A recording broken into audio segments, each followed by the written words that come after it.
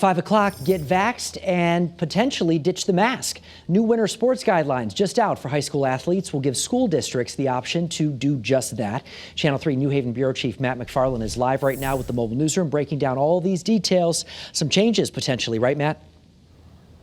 Absolutely, Mark. You know, the fall season, the high school football season, that wraps up next week, and then everything shifts indoors, all the competition. Because of that, the CIAC is out with their winter guidelines for athletes, and that includes everything from masks, vaccination, and even capacity limits.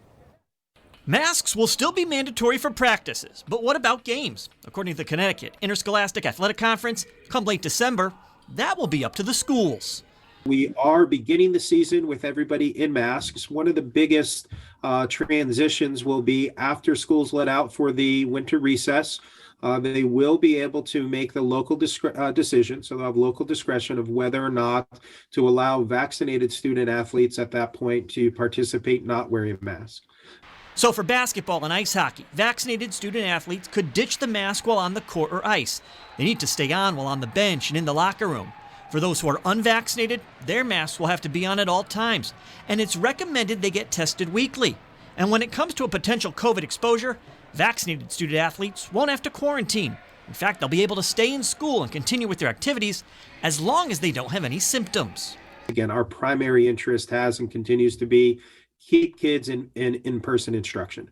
And so, you know, that will remain the focus of our school districts and us as well. But what about those wanting to watch a game? The CIAC is not limiting spectators or issuing guidance. Though if capacity limits are set at indoor venues, it would be up to the school and the local health department.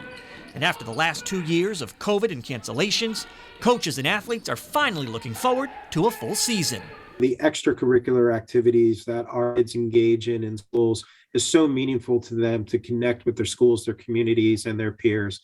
So as much as we've dealt with the pandemic, we've also, really dealt with social, emotional, mental health issues as well. And these are great steps towards getting kids back into that sense of normal. Now, practice for the winter sports season starts Monday, November 29th. Again, the plan is for a full season with state championships in late February and early March. We're live with the mobile newsroom. Matt McFarland, Channel 3 Eyewitness News.